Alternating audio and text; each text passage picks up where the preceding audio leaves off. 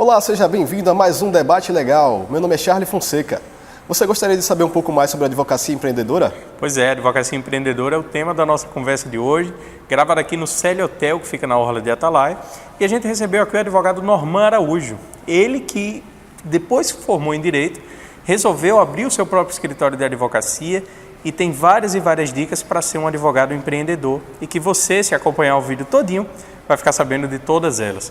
Então acompanhe a gente. Antes do vídeo começar, já agora você pode se inscrever no canal, ativar as notificações e ficar sabendo primeiro. E vou deixar Charlie mandar rodar a vinheta. É isso aí. Roda a vinheta e fique ligado.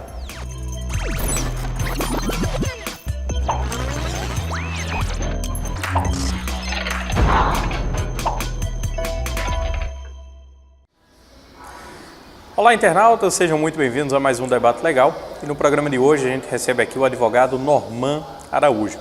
Já apresentei um pouquinho o tema na introdução, mas não custa nada falar novamente. Hoje a gente vai falar sobre a advocacia empreendedora. O profissional de direito hoje, ele se forma e ele tem que adquirir algumas outras habilidades também para que possa vencer no mercado da advocacia. E Norman está aqui para falar com a gente justamente sobre isso. Norman, seja muito bem-vindo ao Debate Legal. Luiz, obrigado pelo convite, parabéns pela iniciativa. É um projeto que vem auxiliando os jovens advogados, os estudantes que saem para o mercado de trabalho, e é um prazer estar fazendo parte desse programa. A gente que agradece a sua ilustre presença e, antes de tudo, Norman, é um desafio para quem sai da faculdade, né, enfrentar esse mercado que é a advocacia. É verdade. E na área do direito, por exemplo, o profissional quando sai para o mercado de trabalho hoje enfrenta um desafio muito grande, né? Quem opta pela advocacia tem um problema de concorrência muito grande, de bancas já estabelecidas, tem uma pressão não só pela advocacia, mas também para a inserção na carreira pública, e esse profissional acaba dividido entre a advocacia e entre a carreira pública. É justamente essa pergunta que eu queria lhe fazer, nosso primeiro tema. Às vezes a pessoa se forma no curso de Direito, às vezes não, acho que quase sempre. E aí surge aquela dúvida, eu vou montar um escritório, ou eu vou advogar com alguém, ou eu vou estudar, me dedicar para seguir a carreira pública, para fazer o concurso público. Como é que se enxerga essa dúvida na cabeça do jovem profissional? O jovem profissional, quando ele sai para o mercado de trabalho, quando ele opta pela advocacia, ele tem basicamente três opções. Ou de ingressar em uma banca já estabelecida, em um escritório já estabelecido, ou de abrir seu próprio escritório, ou de ingressar no departamento jurídico de alguma empresa. Geralmente empresas de médio e grande porte que já possuem um departamento jurídico interno e aí absorvem esses profissionais. Quem opta pela carreira pública, muitas vezes focando a questão da estabilidade, então vai para uma outra linha. O grande desafio aí para o profissional que opta pela advocacia de ingressar numa banca já consolidada, de ter o conhecimento mínimo para poder estar auxiliando aquele escritório, contribuindo com aquele escritório e atendendo na necessidade da banca. Já o profissional que opta por abrir o seu próprio escritório, além do conhecimento técnico, há necessidade de um conhecimento de gestão, de administração, de liderança, mudança de comportamento. E aí, por último, o profissional que ingressa em um departamento jurídico de empresas, empresas de grande e médio porte. Esse profissional já com a necessidade de se adaptar a um sistema que já existe dentro da empresa. Existe ali um sistema de regras e valores que precisam ser respeitados e absorvidos por esse profissional que opta por ingressar no departamento jurídico de uma empresa. O senhor advogado, particularmente, qual foi o caminho que você adotou? O caminho que eu adotei foi de abrir meu próprio escritório. Ainda na época de faculdade, tomei essa decisão junto de outros dois colegas de faculdade à época que se tornaram meus sócios, e nós abrimos o nosso próprio escritório. Foi um grande desafio? Foi um grande desafio porque eles já tinham uma atividade. Eu, na minha época de faculdade, não tive a oportunidade de estagiar porque já trabalhava em outra área. Então foi um desafio muito grande sair para a advocacia, abrir meu próprio escritório, sem ter esse conhecimento técnico, sem ter esse conhecimento de como funciona o dia a dia de um escritório, e já de cara abrir o meu próprio. Aquele medo inicial que todo mundo tem quando está começando uma nova experiência. O medo inicial principalmente pela concorrência com as bancas já consolidadas, né? Com empresas já consolidadas, escritórios já consolidados. E isso é uma dificuldade muito grande porque na advocacia, por exemplo, a gente tem restrições quanto a marketing, né, a publicidade, e isso afeta um pouco o profissional que está saindo para o mercado de trabalho. Agora, essas habilidades, né, que nós tanto falamos aqui até agora, que, por exemplo, você falou da habilidade de gestão, da mudança de comportamento, isso a faculdade não ensina, né? Na faculdade a gente não consegue adquirir isso.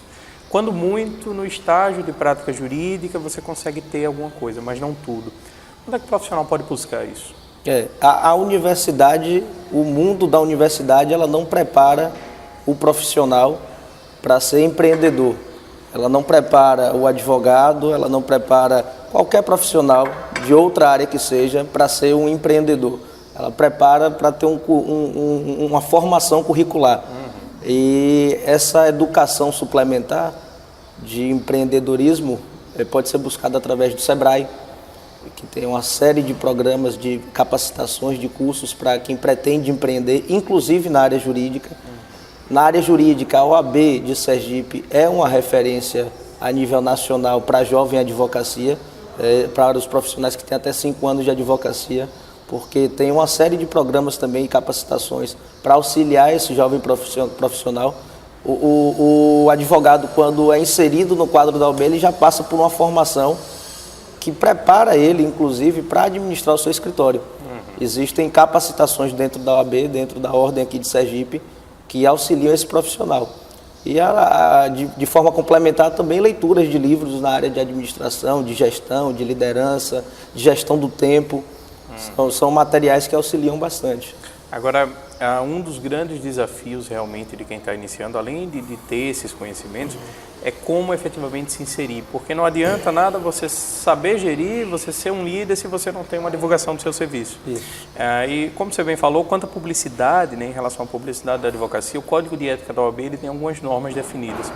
Como é que o profissional, dentro dessas normas, ele pode conseguir fazer uma publicidade bem feita, uma publicidade bem elaborada, sem violar nenhuma norma? E qual o impacto disso na vida do escritório dele, na rotina do escritório dele?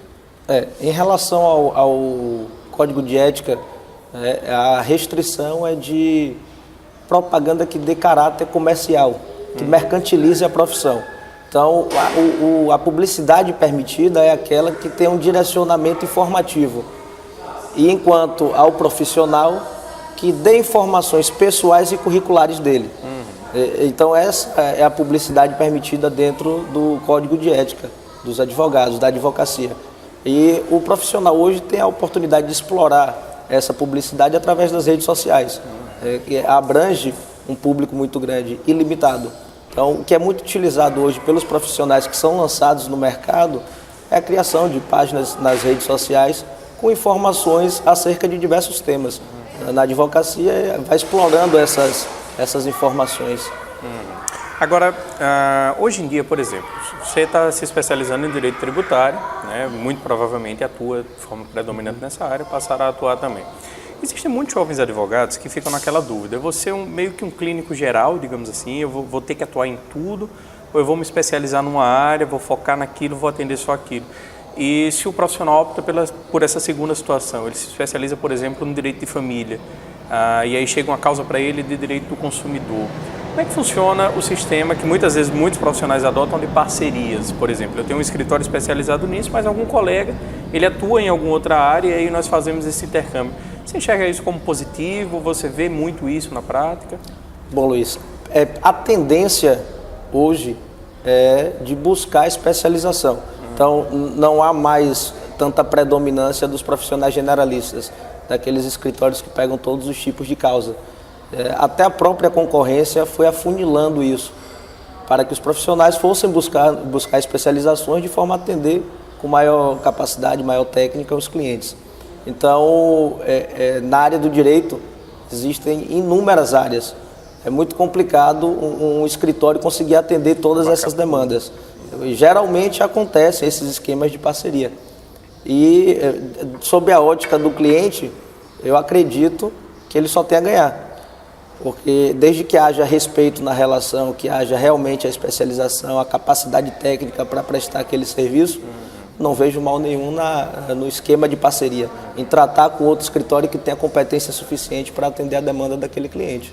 Então ganha o advogado profissional, mas principalmente ganha também o cliente que vai ter a garantia de ser atendido por alguém que trabalha naquela área, que milita naquela área, Exatamente. que é especialista. Porque na advocacia funciona muito o boca a boca, a indicação. Então, às vezes, o cliente precisa de você em uma área que você atende, ótimo, fica satisfeito com o resultado, precisa novamente. Só que dessa vez em uma área que você não tem tanta competência. Mas ele lhe procura pela credibilidade que seu nome tem. Então, buscar um profissional para fazer essa parceria é até uma forma de zelar pela sua reputação. Você está buscando uma pessoa que tem a capacidade de tentar fazer de e acabar não fazendo bem feito. acabar não fazendo bem feito. É verdade. Então, o sistema de parcerias é importantíssimo. Importantíssimo. Beleza, Norma, acho que a gente cumpriu o que a gente... Norman, desculpa. Acho que a gente cumpriu o que a gente se propôs a discutir. Queria deixar aberto o espaço para você fazer suas considerações finais. Bom, as considerações finais que eu tenho para fazer sobre a advocacia é que é uma atividade gratificante. É muito bom enxergar o resultado ao final de um processo, ao final de uma ação. É muito importante dar o apoio que aquela pessoa, quando lhe procura, tanto precisa. E em relação ao concurso público, quem optar pela carreira pública, que não opte exclusivamente pelo viés da estabilidade. A estabilidade, quando foi instituída, foi para garantir a liberdade de atuação do profissional na carreira pública e não para garantir uma carreira longa. Muitas vezes a gente vê os profissionais buscando a carreira pública por estabilidade, esquecendo da finalidade do serviço público, que é servir. Enquanto no serviço privado, chamamos aquela pessoa que presta o seu serviço de empregado, na iniciativa pública chamamos de servidor público, porque a função dele é de servir a sociedade. Então, quem optar pela carreira pública, que opte por servir e não pela estabilidade. E, no mais, que escolham algo que tenha a ver com o seu propósito de vida, que tenha a ver com o significado que você dá para a sua vida. Porque a pior coisa é estar dedicando o seu tempo a algo que não faz sentido. É uma questão de vocação. É uma questão de vocação. Então tá ok. Norma, muito obrigado. Eu que lhe agradeço pela entrevista. Tenho certeza que quem assistiu aprendeu um pouquinho mais sobre essa questão de escritórios e, claro, que muitos jovens advogados ou estudantes que estão em formação ainda, que em breve estarão no mercado, que estão assistindo a gente, se sentiram contemplados pelas suas palavras. Muito obrigado. Valeu mesmo, muito obrigado mais uma vez. Eu agradeço a você que assistiu o vídeo, acompanhou até o final. Continue acompanhando a gente pelas nossas redes sociais, Facebook, YouTube, Instagram, enfim, e o Twitter também, lógico. Tudo que a gente vai postando as novidades e você vai sabendo em primeira mão. Se inscreva aqui no canal, ative as notificações, saiba de tudo primeiro. E é isso aí. Muito obrigado e até a próxima.